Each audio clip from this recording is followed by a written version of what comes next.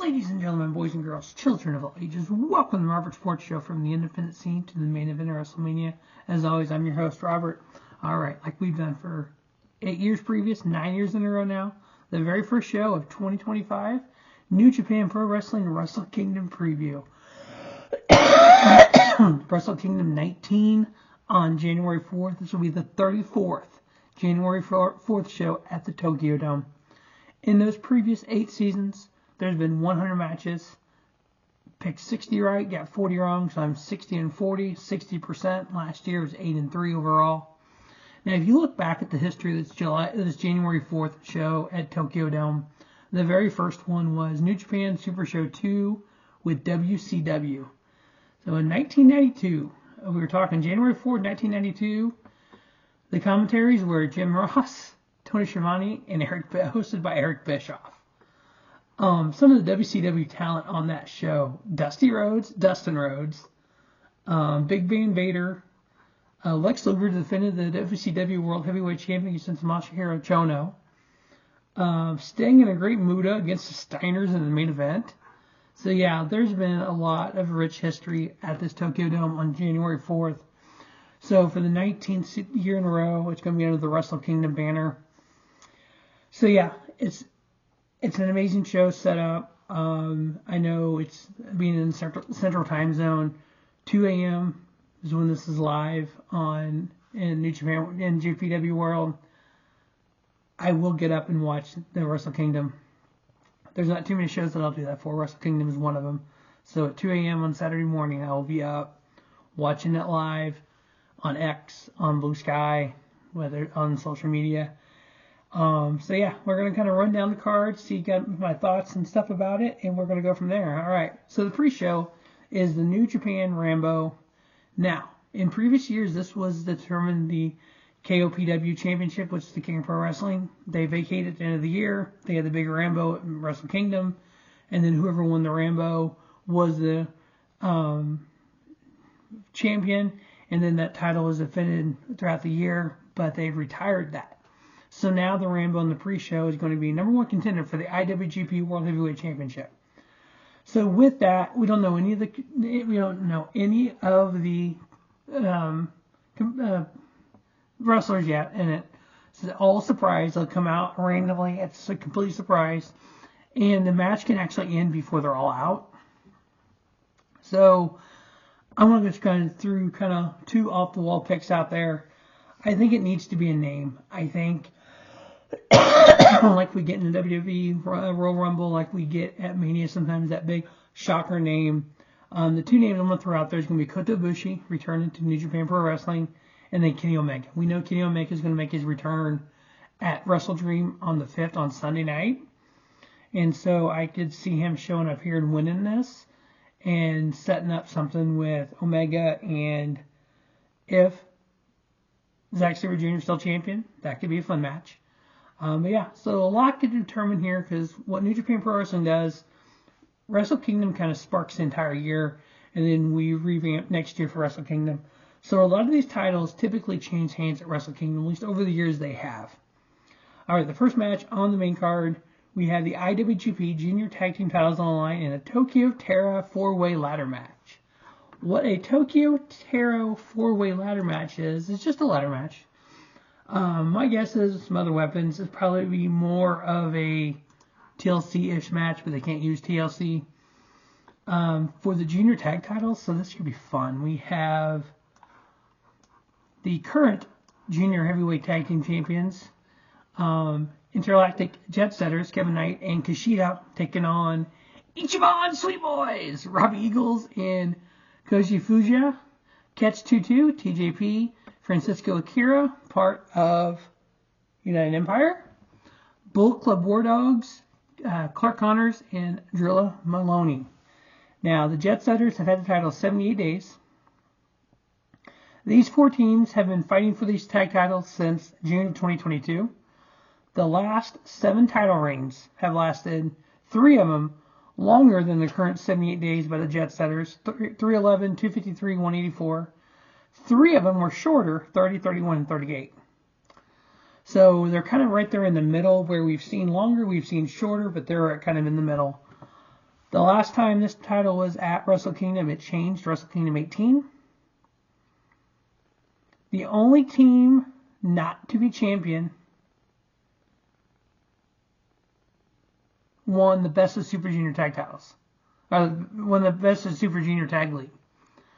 So yeah, I think Ichiban Sweet Boys, Robbie Eagles, and Koji Fujita, I think because they won the Super Junior Tag League, they've never been tag champions. I think they win this. So that's my pick.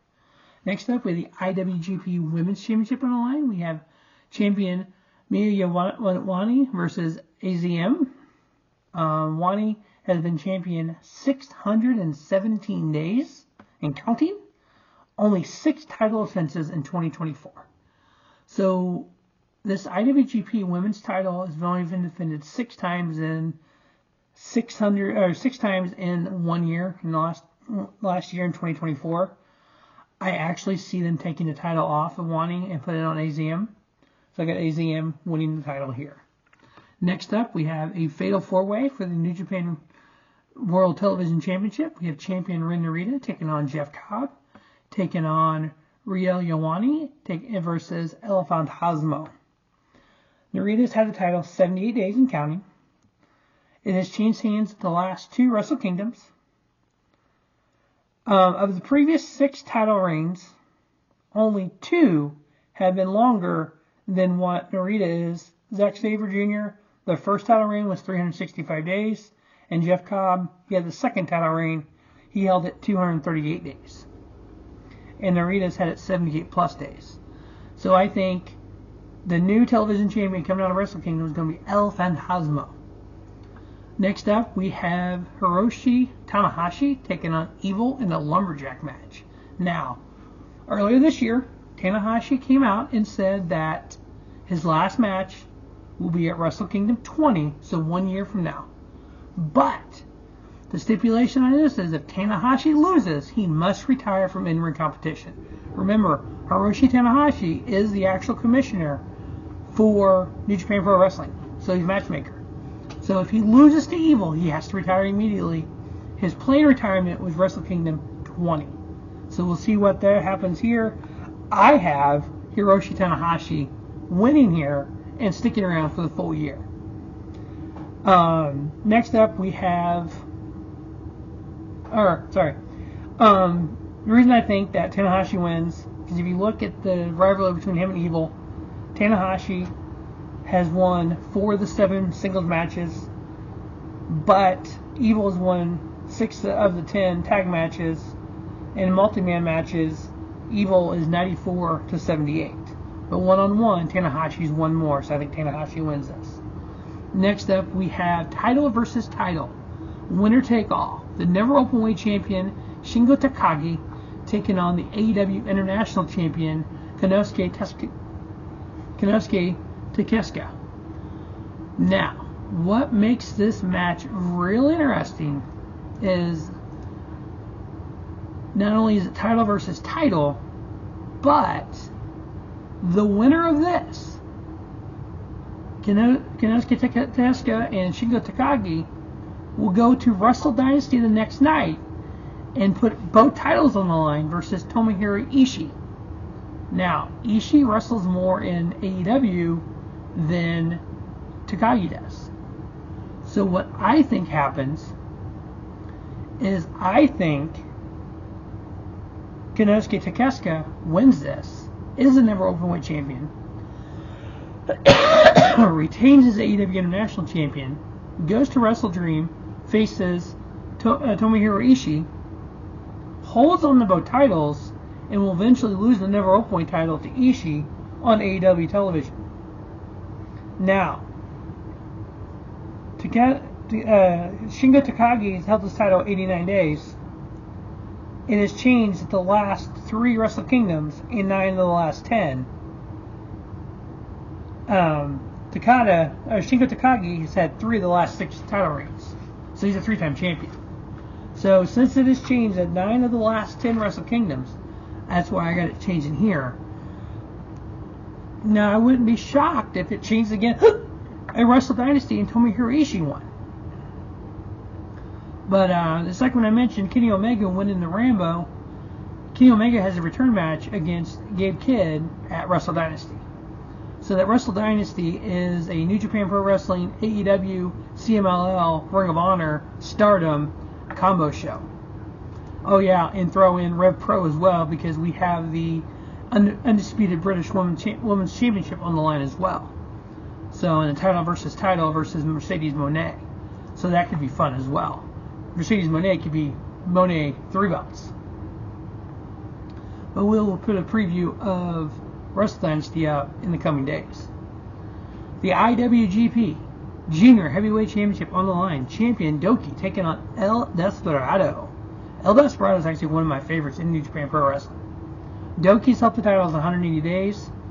The Junior Heavyweight title has changed hands 10 of the last 11 Wrestle Kingdoms. But only 3 of the last 10 Best of Super Junior winner has won at Wrestle Kingdom.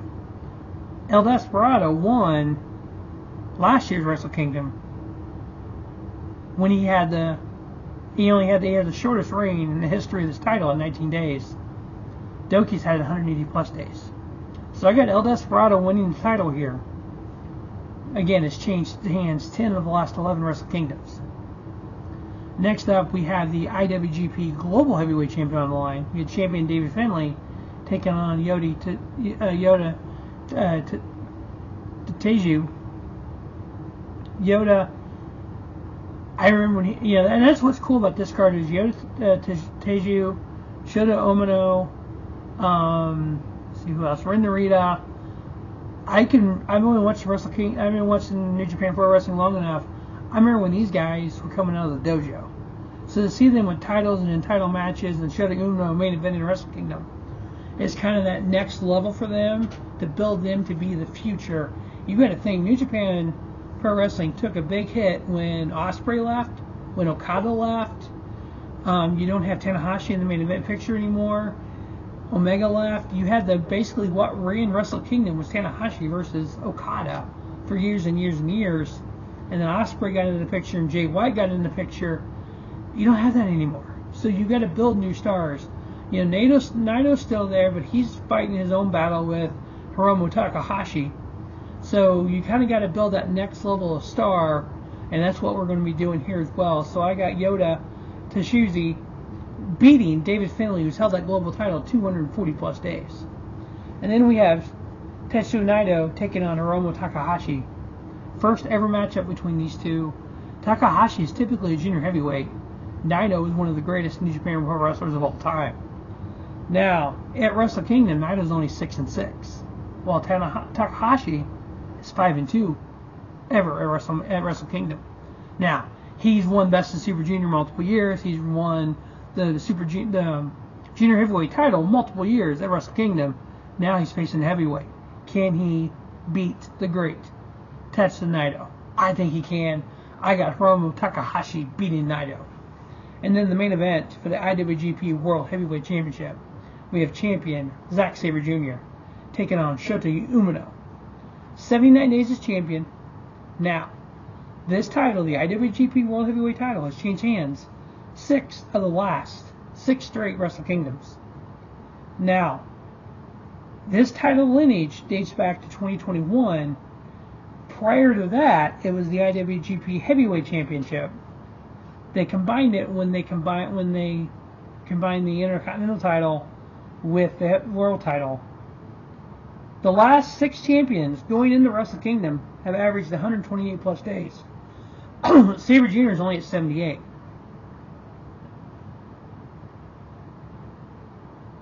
So the champion at Wrestle Kingdom, the champion that won at Wrestle Kingdom, 4 of the 6 held the title more than 100 days.